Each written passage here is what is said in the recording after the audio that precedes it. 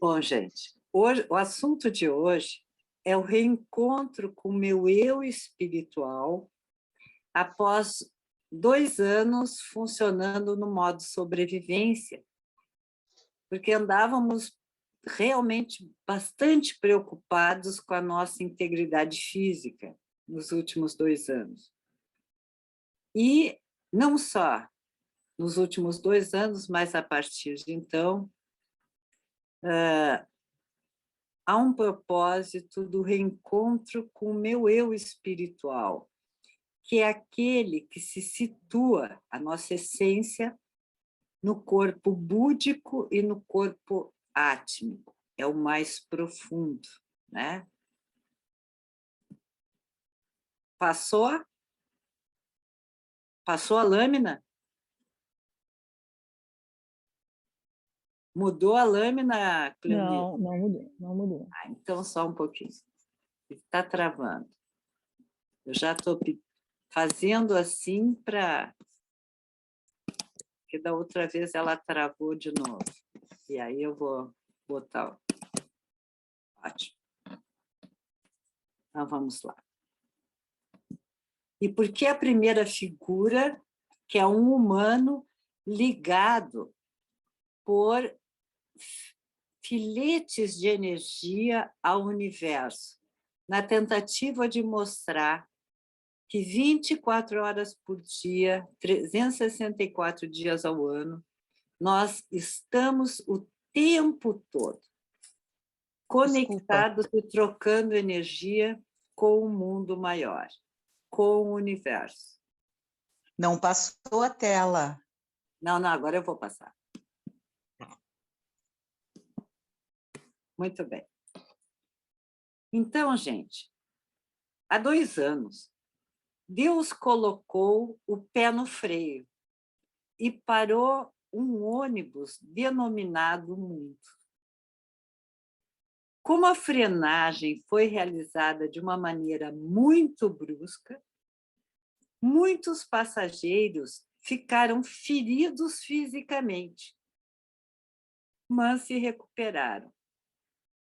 Outros não resistiram aos ferimentos físicos, né? E existem aqueles que o abalo emocional perpetua até os dias atuais.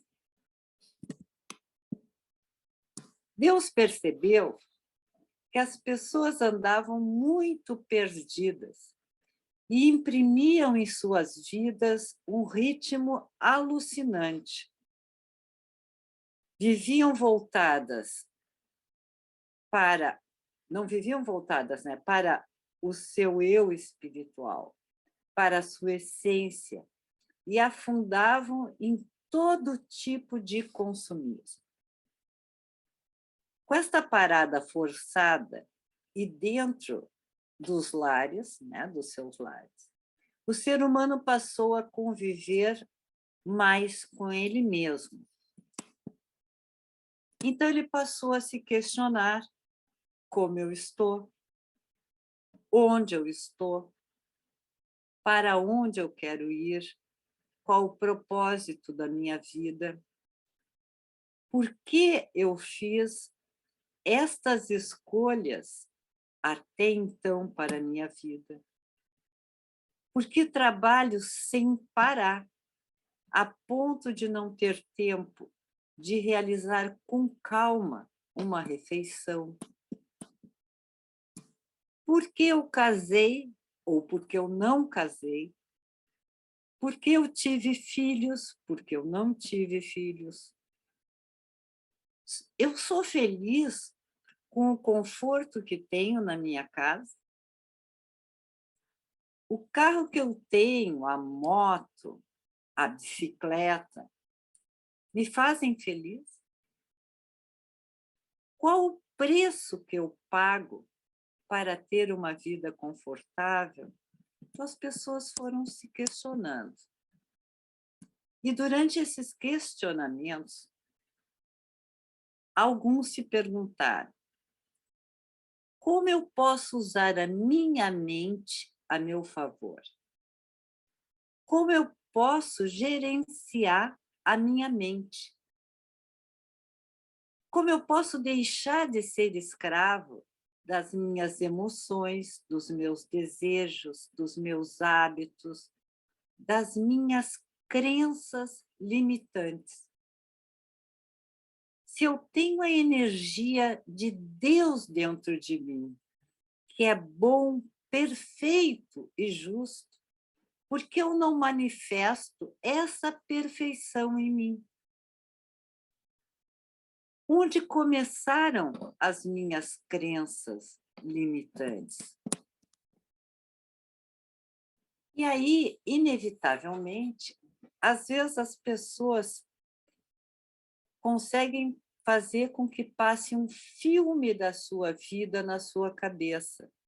E por isso eu pedi a vocês, há 15 dias atrás, que aqueles que quisessem fizessem uma autobiografia. Então as pessoas param e pensam: eu fui uma criança desejada pelos meus pais? Eu nasci com o sexo biológico que os meus pais desejavam? Meus pais eram felizes como casal? Meus irmãos aprovaram a minha chegada na família?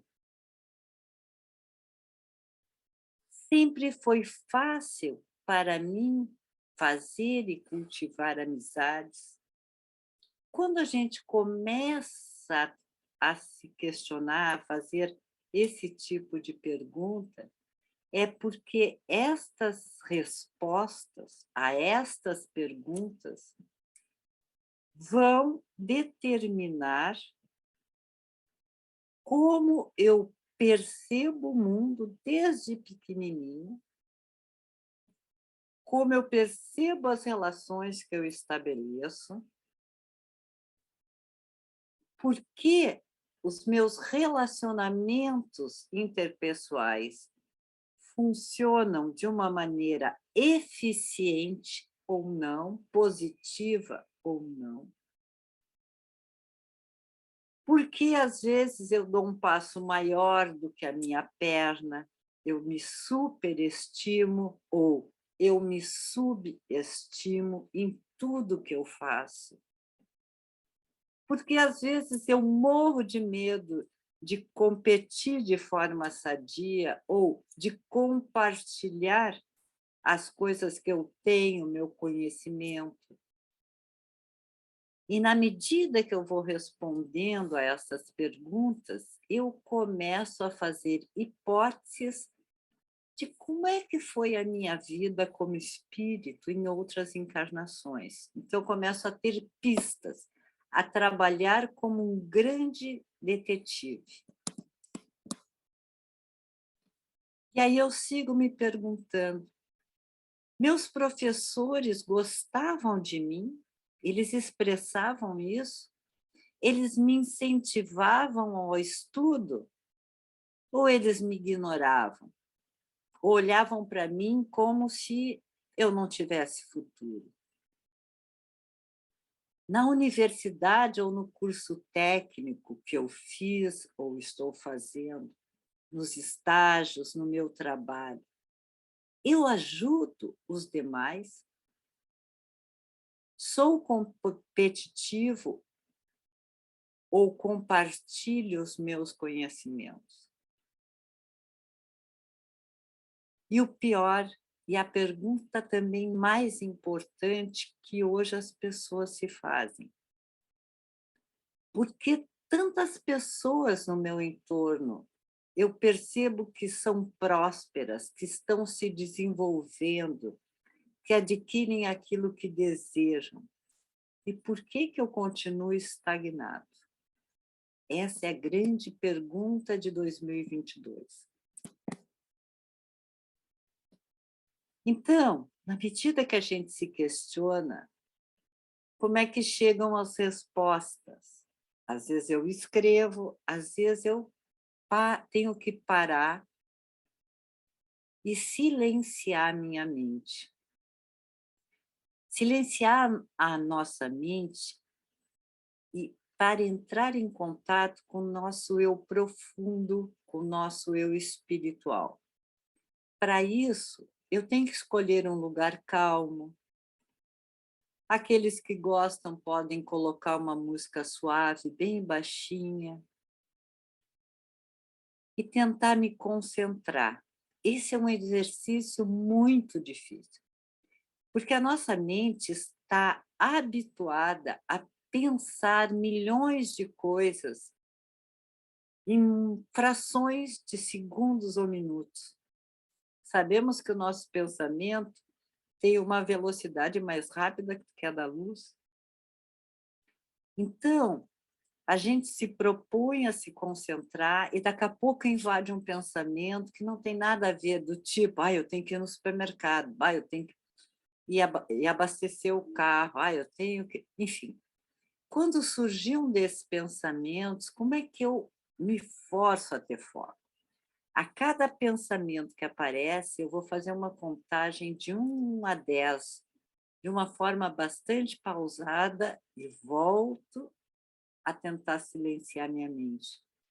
Daqui a pouco vem outro pensamento, que eu vou contar de 1 a 10 pausadamente. Enquanto eu faço esse exercício de treinar a minha mente para silenciar, para ter foco, na medida que eu vou repetindo esse exercício, eu tenho mais facilidade em fazê-lo e as respostas vão começar a aparecer na minha mente. Então, este é um primeiro degrau para eu responder aquelas perguntas iniciais que eu vinha falando com vocês. Geralmente, quando eu faço silêncio, que frases que aparecem em geral na minha mente, ou de alguns, seria: eu tenho baixa autoestima, eu não mereço o sucesso. Mas por que será que essas frases aparecem? Eu tenho baixa autoestima, eu não mereço o sucesso. Elas advêm de conflitos muito antigos, às vezes não dessa encarnação, mas de outras que tivemos.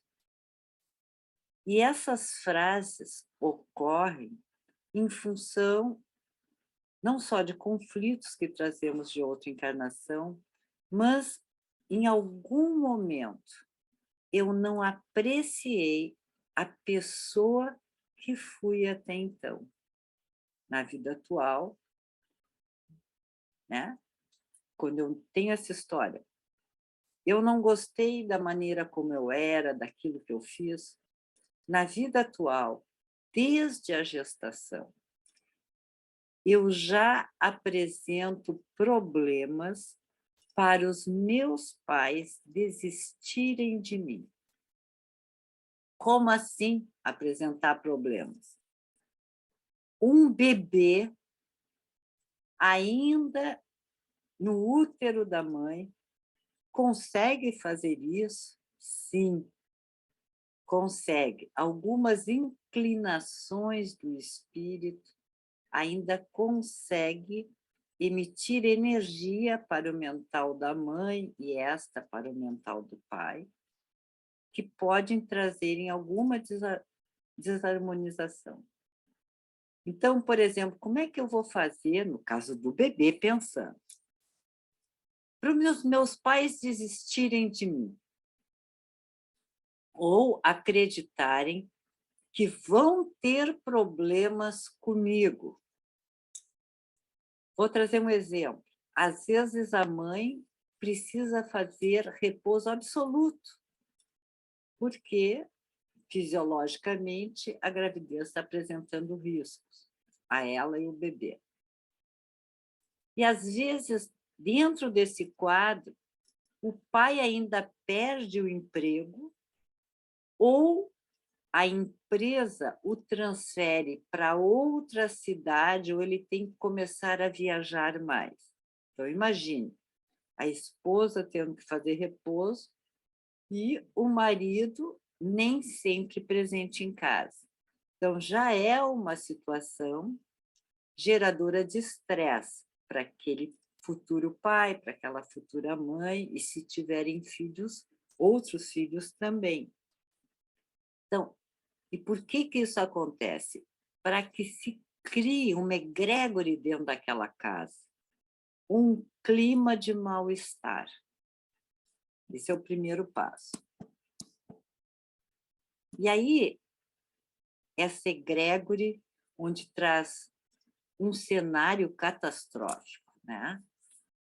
Se completa, às vezes, em alguns casos, com o nascimento desse bebê. Às vezes, ao nascer, o parto é muito difícil, o bebê precisa ser retirado a fórceps, o parto é muito demorado. E no pós-parto, a mãe não produz leite suficiente para amamentar aquela criança. A mãe já está cansada, está estressada. Então, às vezes, realmente, não, naquele momento, não está conseguindo amamentar o seu filho. E, geralmente, ela pode se sentir muito culpada por isso. Aí a mãe começa a se entristecer, não se sentir uma mãe boa, né? Naturalmente, ela pode chorar mais ou ficar com a tolerância menor, brigar um pouco mais com o seu marido, com outros filhos. Então, vejam que o cenário já começa a ser um cenário pesado. Se esse bebê tem irmãos maiores, geralmente os maiores ficam enciumados, é normal, isso passa. Em outros lares, os maiores ficam enciumados com a chegada desse novo bebê para todo sempre.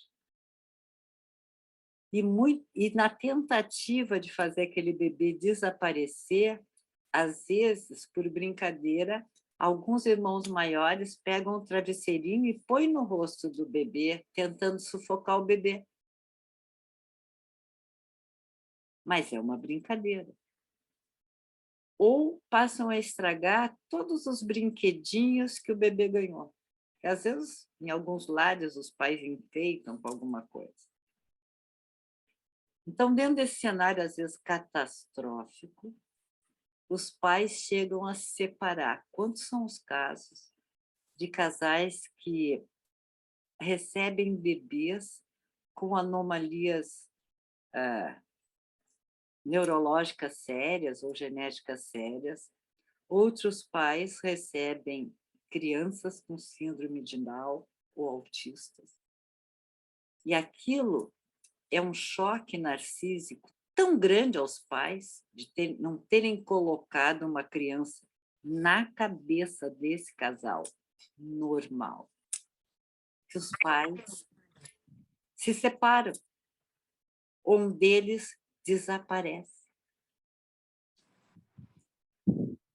Geralmente, nessa família, nessa egrégore pesada, podem acontecer abusos de todos os tipos, agressões entre os cônjuges, né? Ou esse pai, essa mãe, pouco tolerante com todos os filhos, dão mais palmada nos outros filhos, enfim, é um lar muito tenso. E histórias assim contribuem para que aquele bebê que se torna uma criança, um adolescente, um adulto, acabe por desenvolver crenças disfuncionais dentro da sua mente, que seria uma delas. Eu não queria e não mereço estar no mundo, porque dentro de uma família estressada, naturalmente, a criança às vezes não tem o acolhimento ou percebe que aquele lar não é tão acolhedor quanto ela gostaria.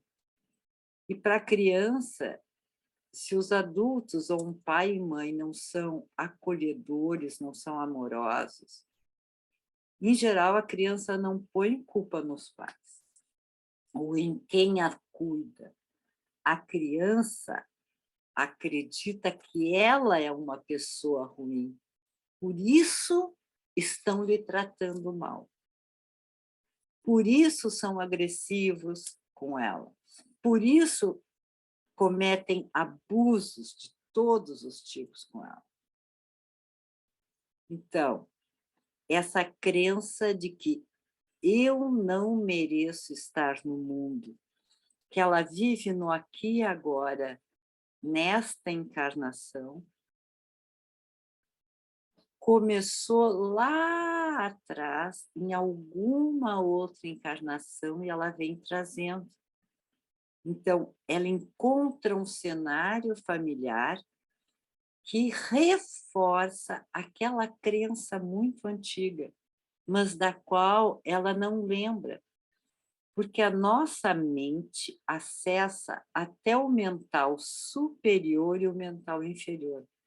Para ela chegar ao corpo búdico e ao corpo átmico, que é a essência do espírito, é através de um trabalho profissional ou trabalhando pistas como se nós fôssemos um detetive buscando as nossas próprias raízes espirituais. Daí o meditar, o centrar em si mesmo, em fazer algumas perguntas.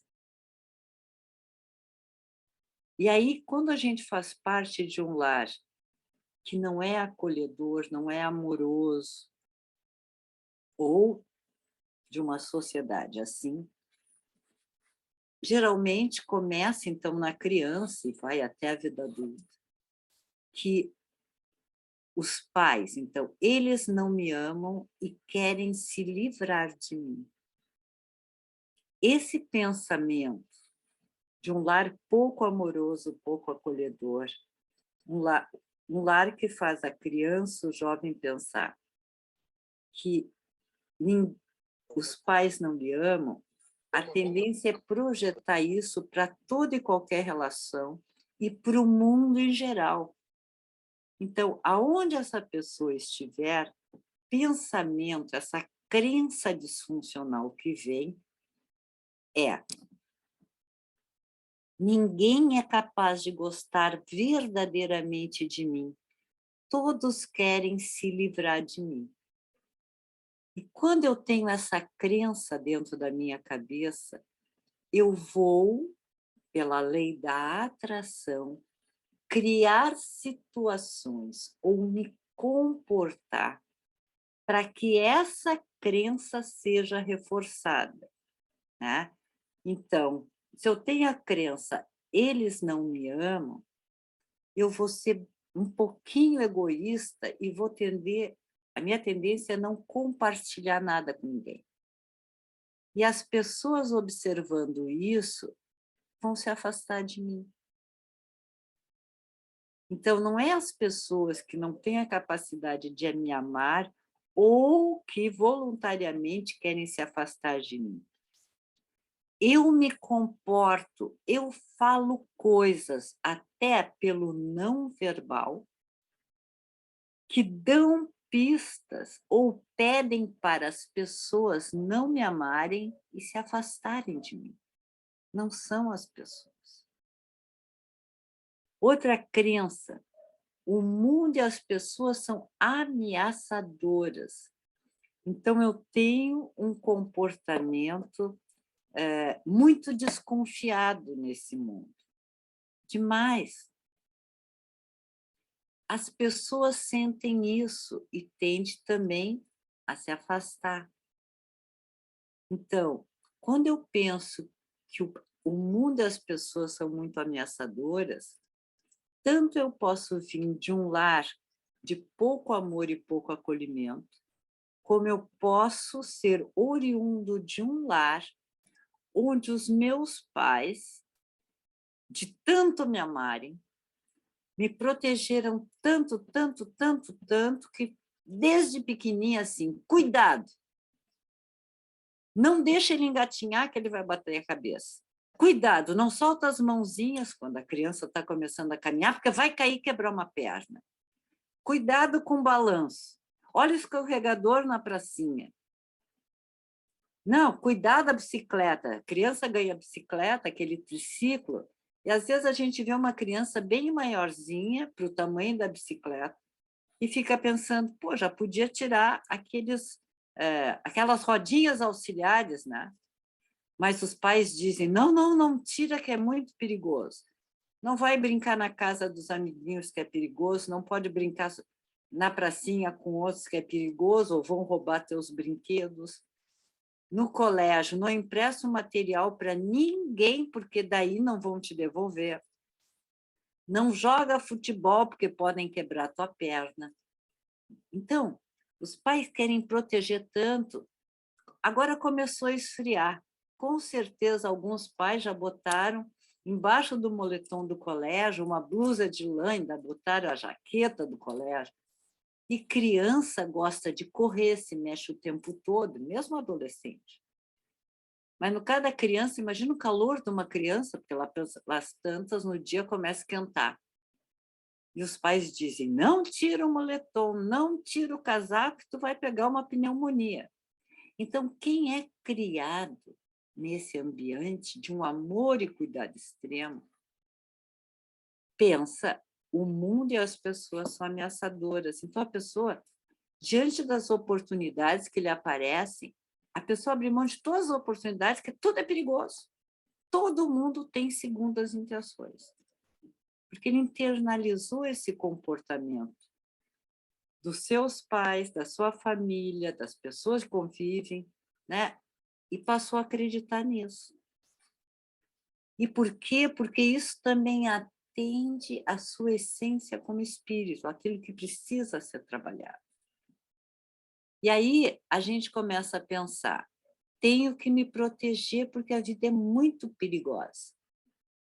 Então a pessoa aprende, sei lá, inglês, tem habilidade de aprender outros idiomas, mas não aprende. Para quê? Eu vou me confundir. A pessoa para. Ela é capaz de aprender um instrumento musical, tem habilidades para a música, mas aprende um único instrumento, não quer aprender os outros. Porque senão vai esquecer tudo que aprendeu do primeiro instrumento. A mente começa a funcionar assim.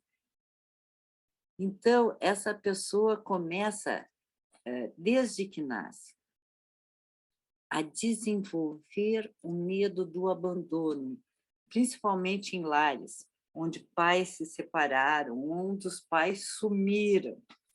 Né? Um dos pais, às vezes, por uma doença, veio a falecer, a pessoa tem muito medo de ser abandonada, muito, muito, muito. Mas sabe qual é a grande ironia da vida? A pessoa que tem medo do abandono é a que mais se autoabandona.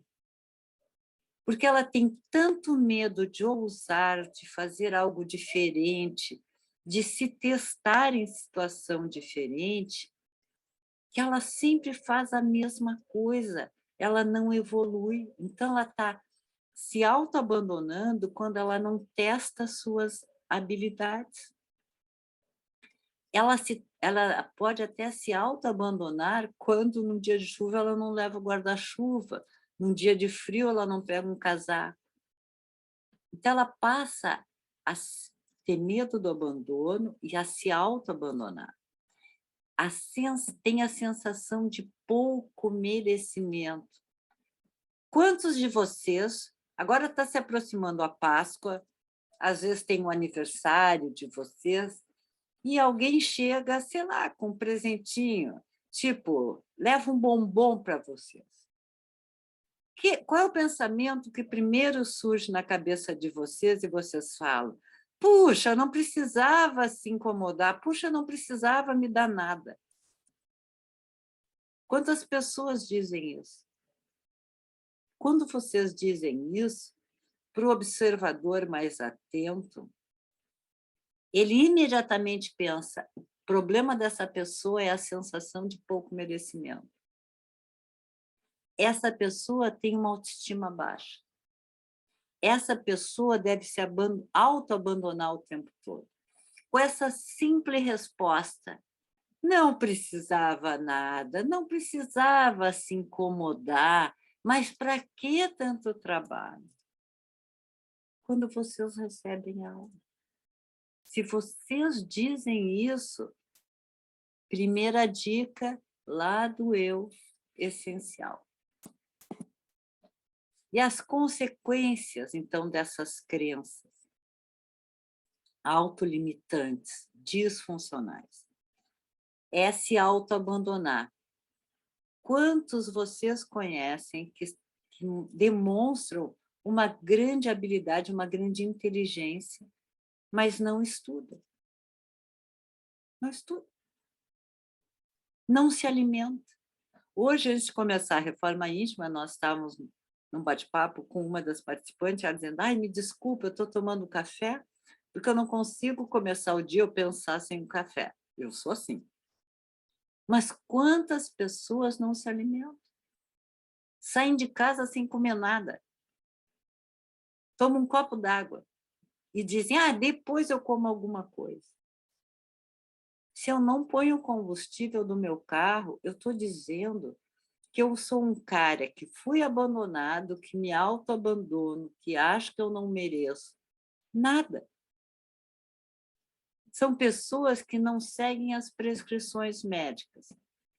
Vão ao médico, fazem toda a bateria de exame clínico, tem o resultado, o médico prescreve, vão na farmácia, compram os remédios, mas ou não tomam, porque um remédio me dá isso, outro remédio me dá aquele efeito colateral, o outro daquele, ou então tomam a dosagem não segundo a prescrição, mas como entende que é melhor para si, sem comunicar ao médico. Pessoas que fazem isso são pessoas que se autoabandonam, então estão contando a sua história como espírito.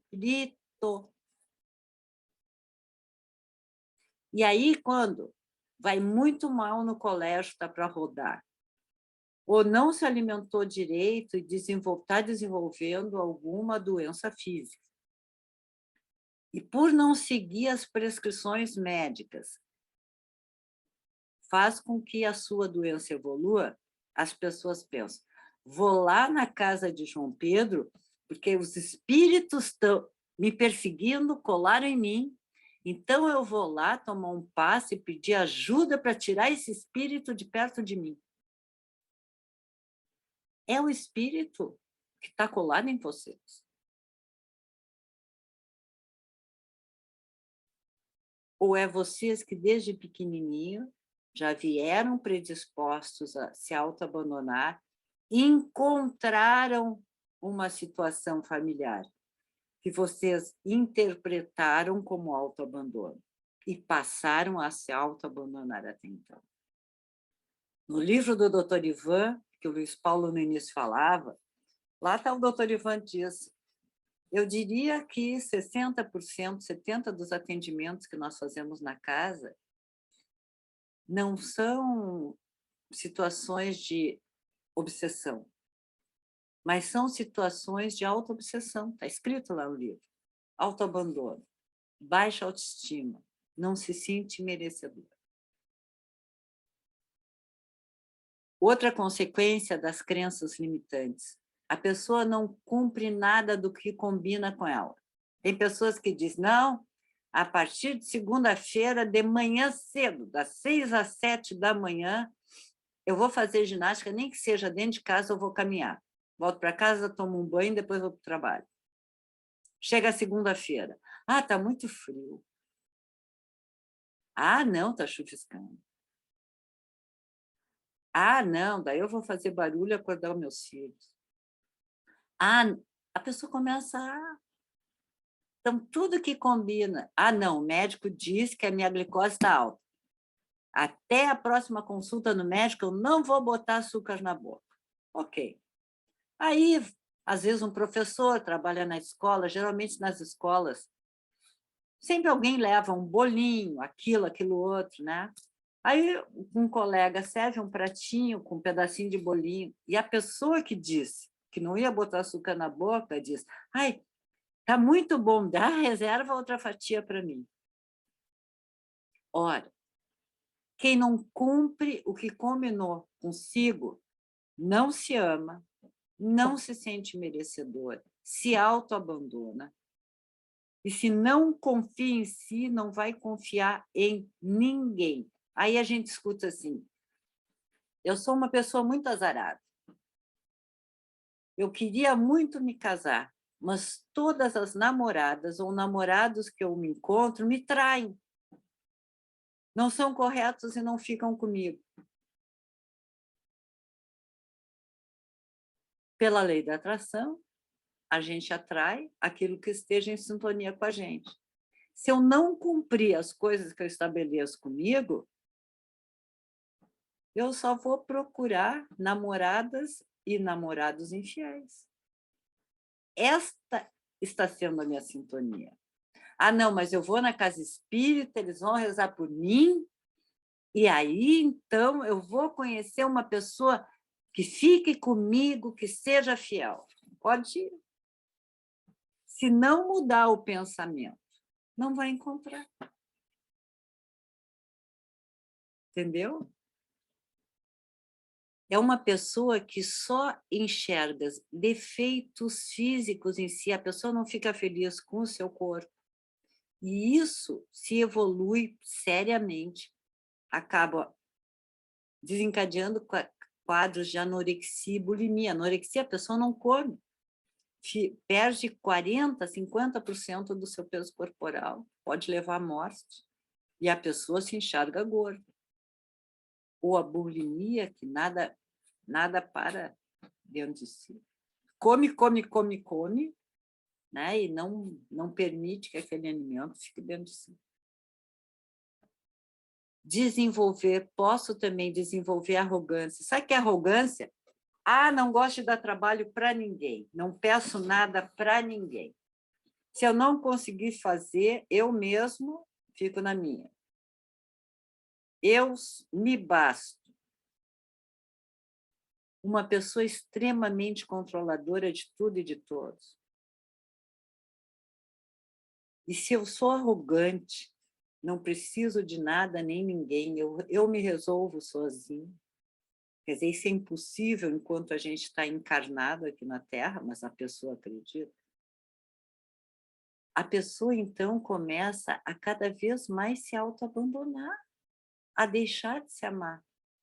É como se a pessoa pegasse o seu perispírito, botasse dentro de uma caixa, fechasse e ainda colocasse um cadeado. Como é que não vai ter ansiedade e pânico? Então, se vocês quiserem ter ansiedade e pânico, por favor, sejam arrogantes, extremamente controladores, não cumpram nada que combinem com vocês, procurem se autoabandonar, mas com certeza vão ter esses transtornos. Então, a gente sempre pensa, ah, não, eu desenvolvi um quadro de ansiedade, isso e isso, porque eu passei por uma situação de estresse. Mas muito antes da situação de estresse, talvez a pessoa já viesse se enterrando em vida, para entrar em sintonia com a sua essência, ou aquilo que tem que trabalhar da sua essência. Então, isso é importante. Às vezes a pessoa faz tudo pelos outros e sempre se deixa em último lugar. Ó, amanhã é domingo. Alguns rapazes adoram a cozinha e as moças também, aí fazem um almoço para toda a família. Ah, vamos fazer um galetinho, está mais barato, né? Ou uma massa, sei lá. Pega uns refri e vai servindo todo mundo. Na hora de sentar, só sobraram as asinhas do frango e acabou o refri. E essa pessoa que faz tudo para os demais diz, não tem problema, o importante é que todo mundo está satisfeito, adoraram o meu prato culinário. Tem problema. Eu como qualquer coisinha.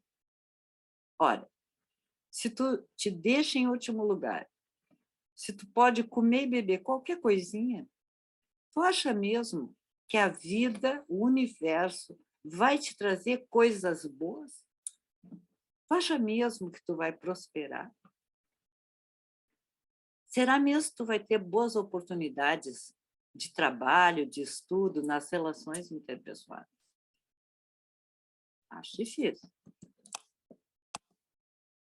Em decorrência dessas crenças, ainda a gente pode se tornar um comprador compulsivo, a pessoa que se sente esvaziada, de tanto autoabandono que ela faz com ela, porque ela não se sente merecedora por situações de vida nessa encarnação, como ela interpretou, que são repetições de outras vidas, e ela tem essas crenças para entrar em sintonia com a sua essência, com algo que ela tem que resolver. Então, ela vai repetir. Então, se ela é um comprador, um tipo de comprador compulsivo, é a pessoa que está sempre endividada, sempre. Ou usuário de drogas. É uma pessoa que desenvolve ideias persecutórias em relação a tudo e a todos. Ideias autodepreciativas. Na busca compulsiva de alguém que lhe ame ou de compor uma família para si, acaba se envolvendo em relacionamentos abusivos. Sabe lá o arrogante, eu sou forte, não preciso de ninguém, é um candidato a relações abusivas. Às vezes, os amigos, a família, dizem para aquele jovem ou para aquela moça, olha bem esse namorado ou namorada que tu encontraste, tu acha mesmo que é o melhor para ti? Olha, se comporta dessa e daquela maneira, é muito diferente da nossa família. E o apaixonado ou apaixonada diz, minha família não gosta de ninguém que eu escolho. Minhas amigas morrem de inveja, porque agora eu tenho um namorado e agora estão inchando ele de defeito. Ou o rapaz em relação à moça. E que a pessoa está tão desesperada, às vezes, por não ter tido uma família amorosa, acolhedora, em logo fazer uma família para si, que acaba se envolvendo com alguém que vai lhe machucar muito. Mas por quê? Tem que ser alguém que possa, de alguma maneira, reforçar o autoabandono da pessoa. Não, mas eu vou lá na casa espírita, vou ser atendida, e lá eles vão resolver meu problema. Gente, no passe, ou atendimentos individuais, nós procuramos harmonizar o centro de força, inclusive a pineal, o frontal, para a pessoa expandir a capacidade de raciocínio, do julgamento crítico, de como vive, com quem vive, para a pessoa focar nela mesma e alterar os seus pensamentos, as suas crenças, as suas atitudes. A espiritualidade procura ajudar a pessoa nesse sentido, mas a pessoa tem que resolver as suas encrencas. Não é? Aparece ainda, vamos lá, os resultados, né? De escolhas feitas de forma abrupta, né? De forma impensada.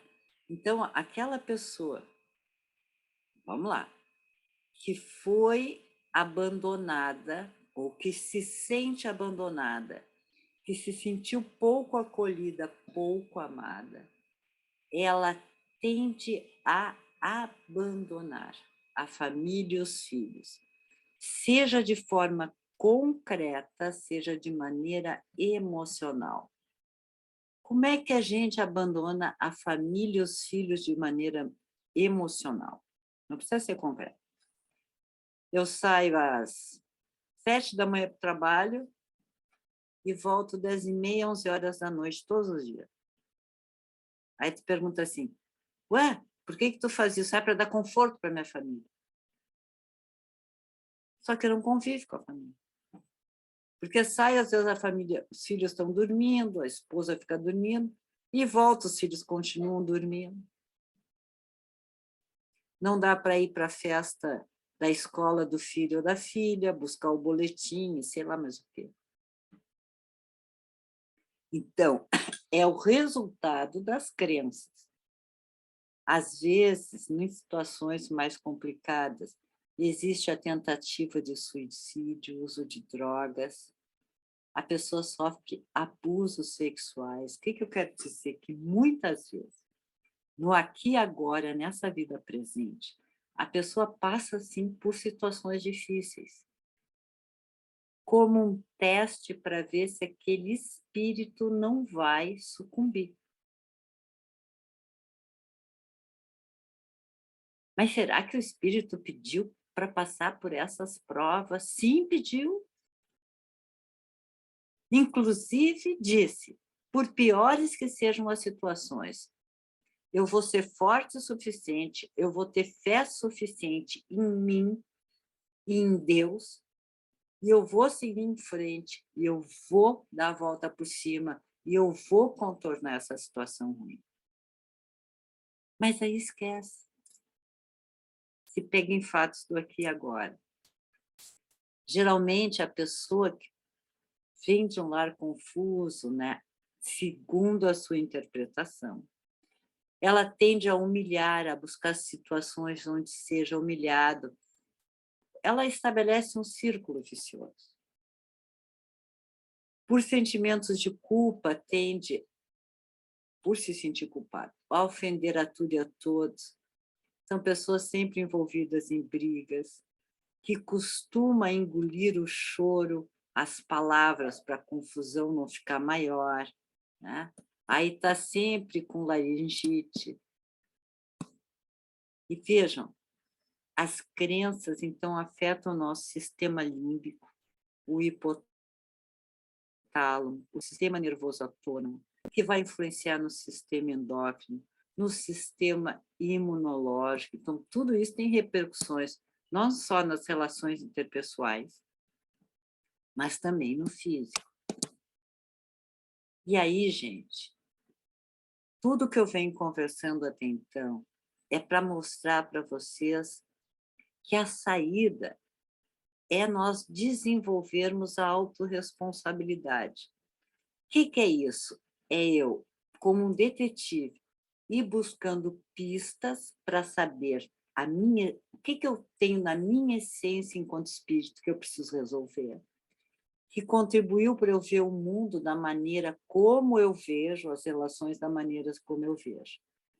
Porque só assim nós vamos começar a nos sentir livres, nós seremos livres, né? Quando descobrirmos que a jaula em que nós vivemos, essa vida limitada, essa vida sem oportunidade, essa vida sem prosperidade, seja ela qual for, ela foi feita com os nossos próprios pensamentos, com as nossas próprias crenças, com a forma como nós enxergamos as coisas, da maneira como nós interpretamos. É claro que, enquanto encarnados, nós podemos passar por estresse, nos fragilizar. E que esse estresse, às vezes, funciona como uma porta para que irmãos pouco amigos se aproximem da gente. Mas se eles se aproximam com o único objetivo de tocar o dedinho na nossa ferida interna, ferida emocional, do tipo, mas tu fizesse isso lá naquela vida, agora tu quer dar uma de bonzinho, tu quer ter sucesso. Então, eles reforçam, eu não sou merecedor do amor, eu tenho que me autoabandonar, eu não sou uma pessoa boa. Então, se a gente trabalhar como detetive em busca da nossa história, pensando, centrando, meditando, sozinho num canto, a gente começa a dar os passos para ser livre, para ter saúde, saúde emocional. Nós vamos abrir a porta da nossa jaula interior. Nós somos o nosso carcereiro. Eventualmente, poderemos ter problemas, quem não os tem? Mas é a forma de interpretá-los, a forma de resolvê-los. Pense, então, quem cria os nossos obsessores? Ou quem vai em sintonia deles? Quem cria o nosso umbral particular?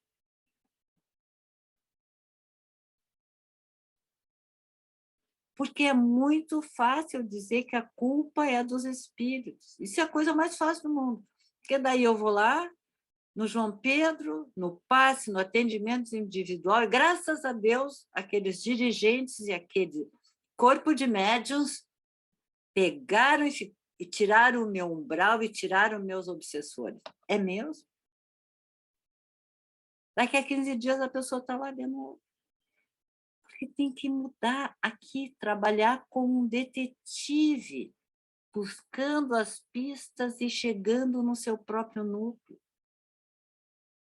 Ah, mas é muito triste parar e pensar que tinha lá dentro de mim um pensamento me boicotando e que acabou contribuindo para eu perceber, desde que eu vim ao mundo, a minha família, amigos, vizinhos, hoje, colegas de trabalho, de forma negativa, que eu criei toda essa confusão que eu vivo. Isso é muito pesado. Mas essa é a maior realidade do mundo. Gente, é muito importante, além de questionar os nossos pensamentos, a nossa visão de mundo, e fazer isso meditando, sozinho, pensando. É importante que a gente vibre no amor. Olhe o lado positivo das coisas. A vida ela é curta demais para a gente perder tempo com coisas tão pequenas e tão autodestrutivas. Se vocês hoje, aqui agora, pensarem, puxa vida, parece que foi onde que eu era um bebê que engatinhava. E daqui um pouquinho, eu já tenho lá meus 90, 100 anos. E quando eu olho para trás, parece que foi rápido demais, porque a vida é rápida. Então, não é o momento, e depois de tudo que a gente passou nos últimos 2 anos, de ficar se autossabotando.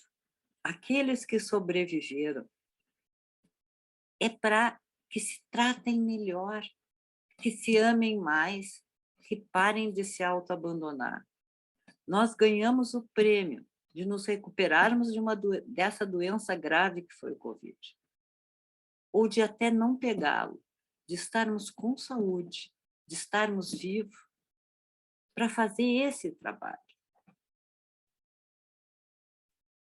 que é o trabalho de vibrar no amor, na amorosidade. Chega de vitimismo, gente. Vamos abandonar os pensamentos absolutos. Sabe o que é pensamento absoluto? É nada dá certo na minha vida. Ninguém é bom o suficiente comigo. Ninguém faz nada por mim. Eu não posso esperar nada de ninguém.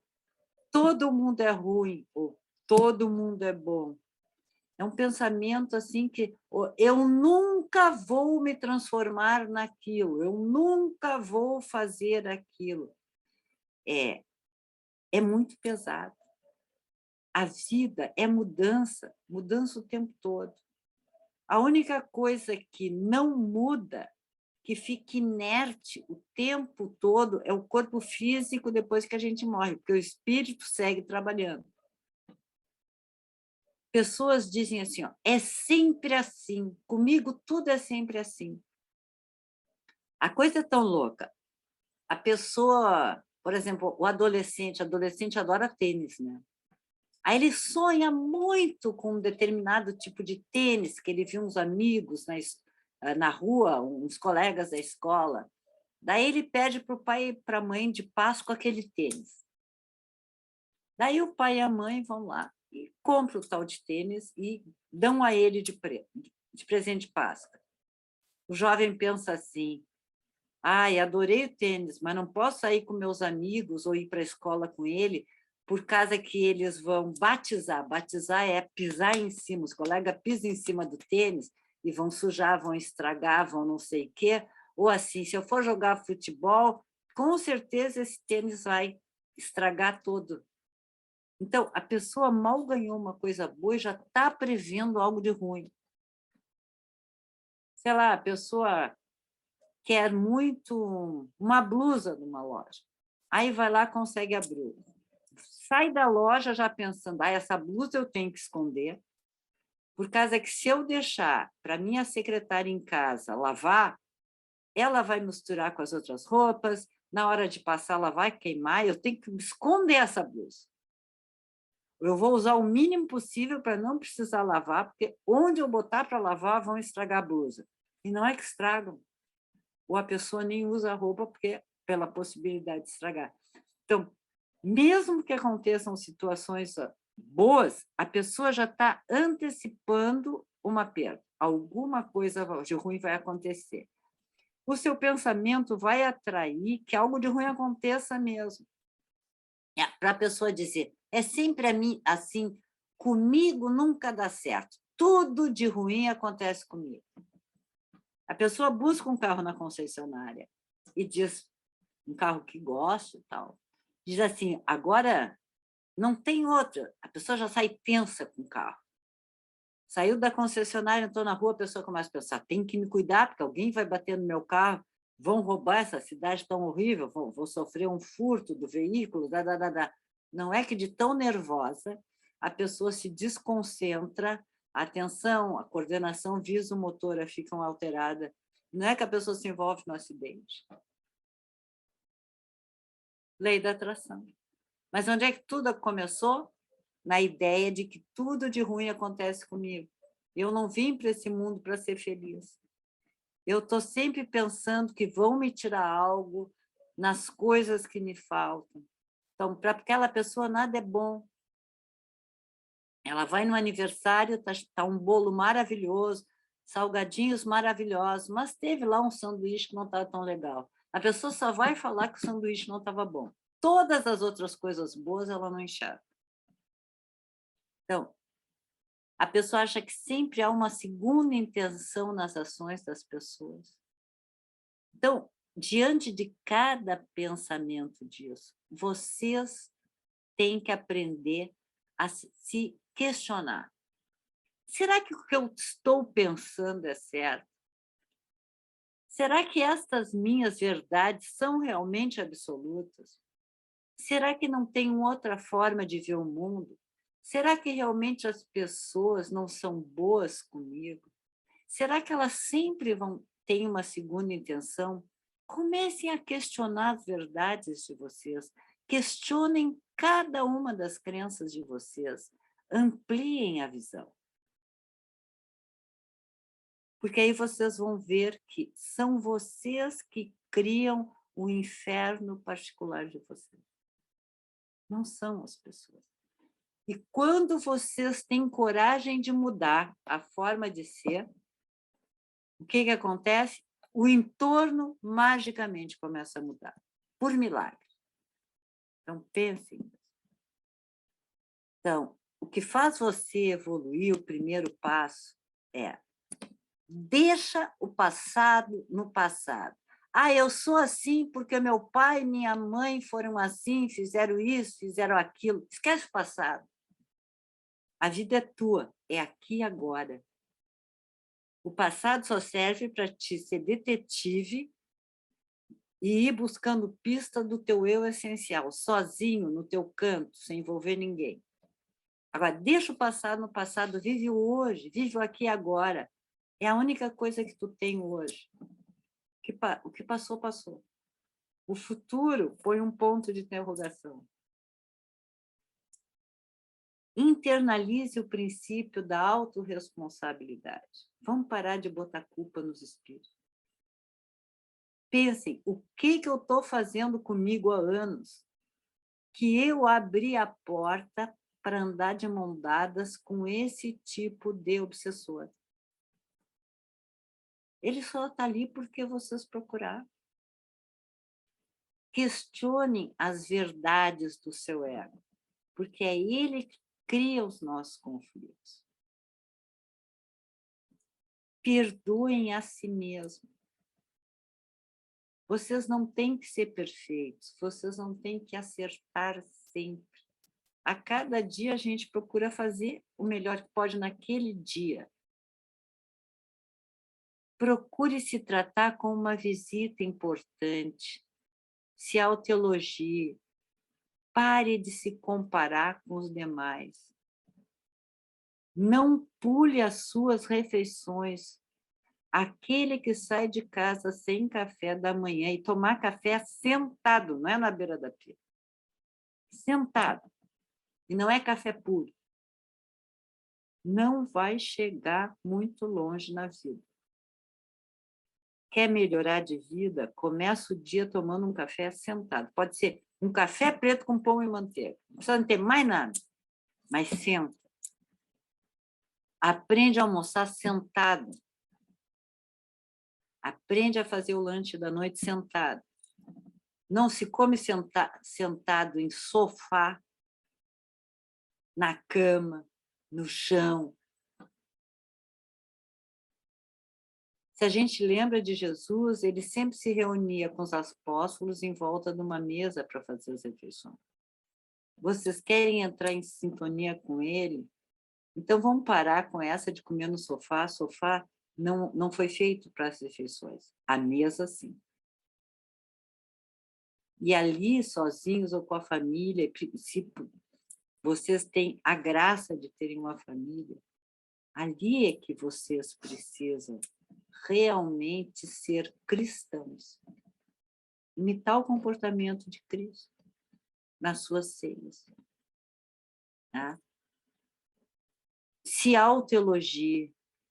Perguntem o que essa pessoa, essa situação que apareceu na minha vida tem para me ensinar. Não olhem pela ótica do fatalismo, de que tudo é ruim, tudo é aprendizagem. Aprendam a se questionar. Sejam gratos, aprendam a agradecer por aquilo que tem, família, amigos, trabalho, a casa de vocês. Tem pessoas que, sintonizadas na falta ou na escassez, elas estão sempre fazendo a lista do que falta elas fazerem, do que falta em casa. É só falta, falta, falta. É aquela pessoa que diz, eu só vou ser feliz o dia que eu comprar aquele chinelinho para ficar em casa. Mas tem outros calçados para ficar em casa, mas a pessoa não quer. Eu só vou ser feliz. Então, tem gente que passa uma vida inteira esperando para ser feliz e morre sem ser feliz. Porque não foi grato e não valorizou o que é e o que tem hoje. Você quer ter sucesso? Ajude os demais, compartilhe. Compartilhe, doe.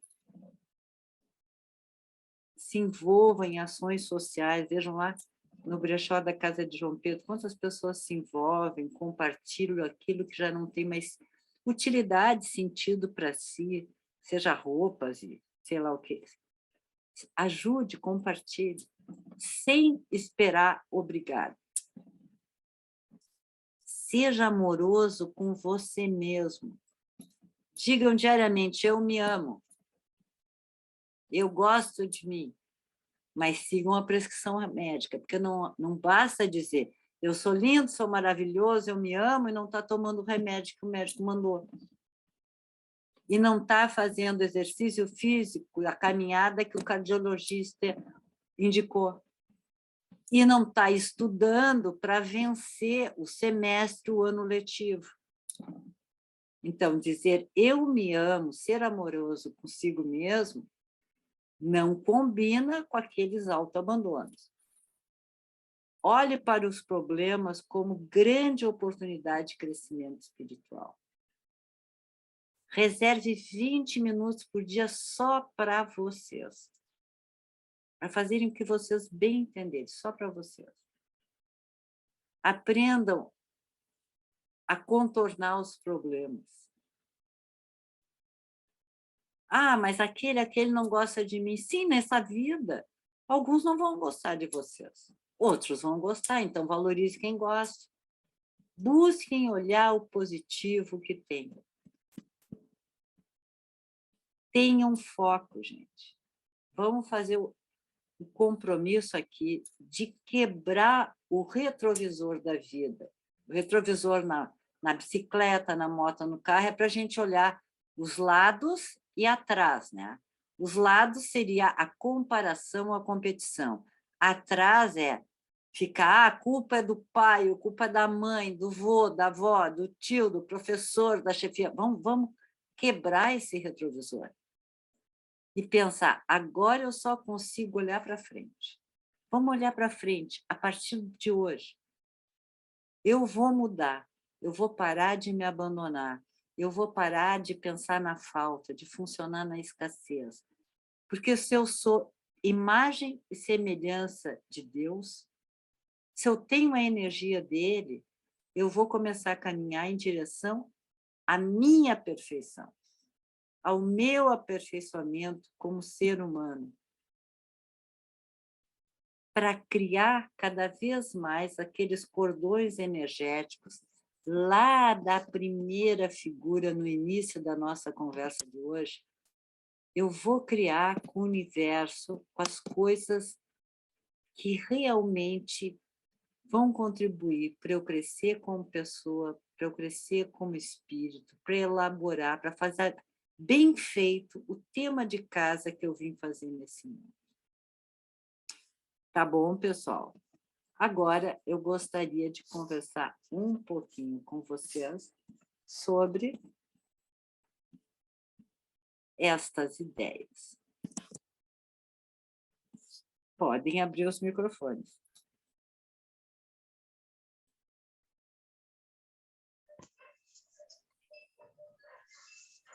Sandra, Fala. eu te digo que há muita identificação minha nessa tua palestra, mas quero te dizer que quando tu falaste de ser detetive de si mesmo, eu já fiz isso e identifiquei, sim, porque algumas agruras que eu estava vivendo, quer dizer, no momento que eu estava vivendo eu não identifiquei, mas depois que eu vivi, eu me perguntei, mas por que isso? E me reportei ao Evangelho quando disse que, bom, se tu não tem justificativa nesta vida, ela está na vida anterior. Aí isso me tranquilizou, porque eu pensei assim, bom, então neste momento, tudo isso que está acontecendo é um expurgo da vida anterior. Mas como eu vou viver sem levar isso para o coração? Foi quando um dia eu tive não sei dizer exatamente o que foi, mas uma situação muito desagradável, quando eu me defrontei com uma culpa e um remorso, porque eu nunca tirei a vida de ninguém, não fiz nada disso, mas sempre que se transgride as leis divinas, a consciência vem e cobra, né? Então foi isso que aconteceu. Aí eu pensei comigo, disse, poxa, então eu tenho que fazer o seguinte, assumir a responsabilidade, porque a dor era lancinante, não encontrava meios. Aí disse, não, assume a responsabilidade disto, né? Deixa essas coisas onde elas estão e vai e faz um outro caminho para reparar daqui para frente isso que aconteceu. Aí eu me dei conta do seguinte, nunca, não sei se essa é a palavra certa, mas eu vou reparar diretamente aqueles a quem eu devo. mas farei a outros. E embora essa cicatriz fique, vou dizer assim, ad eternum, porque é como um cristal que quebra, tu emenda, mas fica ali aquela ruptura marcada, ela não mais dói, mas fica a lembrança disso. E então a melhor maneira de resolver isso foi assumir o que tu vieste dizendo agora há pouco, a responsabilidade de si mesmo, porque eu me queixava muito. Eu sou muito infeliz, ninguém gosta de mim, isso e aquilo, aquele outro, eu não sei o quê, papapá. Não, aí eu fui vendo assim, não, mas para aí, cara. Hoje, quando as pessoas vêm a mim e começam a se queixar muito para mim, eu me lembro de mim e eu digo assim, meu amigo, minha amiga, se tu soubesse como é fácil de resolver, no momento de assumir todas essas tuas contrariedades, te volta para dentro de ti e vê com a tua consciência, né? E se resolve. Foi assim que aconteceu. Então, foi muito grato pelas tuas palavras, sua palestra, porque ela me tranquiliza ainda mais saber que eu tomei a atitude correta. Não foi uma atitude egoísta, não foi uma atitude a fim de dizer assim, eu não vou, vou deixar isso para lá, não me responsabilizo com isso, não é problema meu, os outros que se danem. Não, não é isso aí. Eu assumo porque está em mim. Então, assim como eu me perdoei aqueles a quem eu ofendi, não espero o perdão deles, nem nada, porque eles não têm que fazer isso, mas se eles fizerem, é melhor para eles, assim como é melhor para mim fazer isso. E assim nós vamos em frente, daqui para frente, porque a vida é eterna. Então, sabe, essa mistura de coisas assim são um alicerce muito bom para a gente depois, né, subir. Saber que, eu sou perfeito. Não, sou não. Você puxa a humildade, traz a humildade, vence o egoísmo, a vaidade, o orgulho, tudo isso eu tive que vencer para chegar num estado assim melhor de mim mesmo. Me olhar melhor no espelho, me sentir bem ciente, capaz de servir. A finalidade é agora, daqui para frente, sempre foi e será essa de servir. É isso aí. O próximo. Obrigado, hein?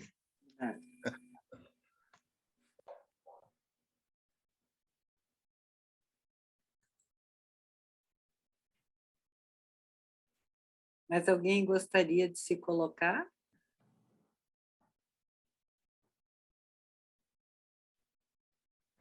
Um pouquinho, eu estou sem áudio, mas é o Otto que está falando, tá bem? Não, agora eu estou escutando. Eu não sei, eu fiquei sem o áudio, eu fiquei sem a minha imagem aqui, deu um problema na minha câmera. Uhum. Vou tentar resolver mais tarde. Mas um pouquinho diferente do que o Luiz Paulo falou, eu acho que é um exercício extremamente difícil, extremamente, não doloroso, mas é um exercício que nós temos que aplicar diariamente na nossa vida, é a questão do perdão, do auto-perdão e do perdão. Porque muitas vezes, no nosso passado longínquo, e essa questão do véu do esquecimento nos dá esta maneira de, assim, trabalhar no dia de hoje, né?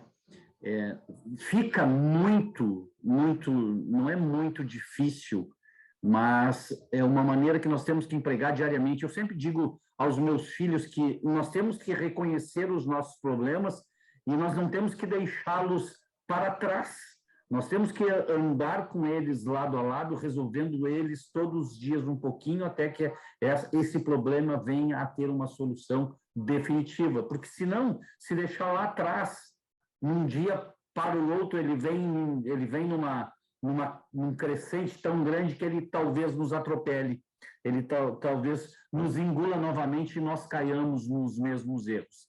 Então, é um processo diário, é um trabalho constante, muitas vezes, para muitas pessoas, doloroso de fazer, porque tem pessoas que não conseguem se defrontar com elas mesmas, né? E nós temos que ter este espelho diário de nos reconhecer, de nos trabalhar, e mesmo que tenhamos dificuldade, as dificuldades aparecerão, nós temos continuidade de trabalho para que... Eu sempre digo, em alguns momentos que a gente conversa, que a escala que a gente conversa, que a escala de vidas é que nem uma escada normal, né? E à medida que nós vamos transpondo um degrau, a gente termina uma vida, a gente volta na outra um pouco melhor, até que nós consigamos realmente alcançar os mais altos degraus possíveis, mas isso com trabalho constante, diário e contínuo. Essa é a minha opinião. Ok, tá certo.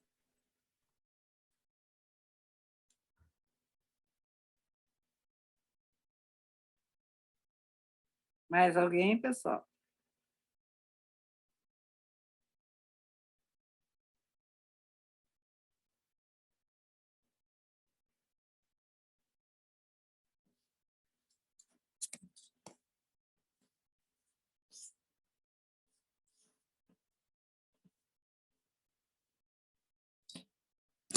Ficaram quietinhos, por quê? Contem aí para mim. Era melhor achar que a culpa realmente era dos espíritos, só dos espíritos? Parece que sim, né? Terceirizar é mais fácil, né? Com certeza, mas os obreiros da nova era, eles têm que, como o Otto trouxe, colocar um espelho na frente de si, se questionar, para dar um passo à frente. Um cego não guia outro cego. Cada um de vocês que hoje se encontra aqui na Reforma Íntima, que estão fazendo curso, que são frequentadores da casa, outros simpatizantes do espiritualismo, no fundo, precisam abrir os olhos para guiar outros que ainda estão cegos. Então, precisam se olhar. Isso vai fortalecê-los a cada dia. Fortalecê-los com paz, com harmonia, com equilíbrio, para viver nesse mundo, para estabelecer as relações. E as coisas passarão a dar certo na vida de vocês, com certeza. Se ninguém mais tem colocações, hoje nós terminamos a Reforma Íntima. Espero que vocês tenham um ótimo final de semana, de amor, de paz, de equilíbrio, uma ótima semana. E nos encontramos em maio, então. Um grande beijo no coração de cada um de vocês. Obrigada, um grande abraço, bom fim de semana. Obrigado, um bom final de semana a todos. Paz e luz a todos nós. Isso, tá bom.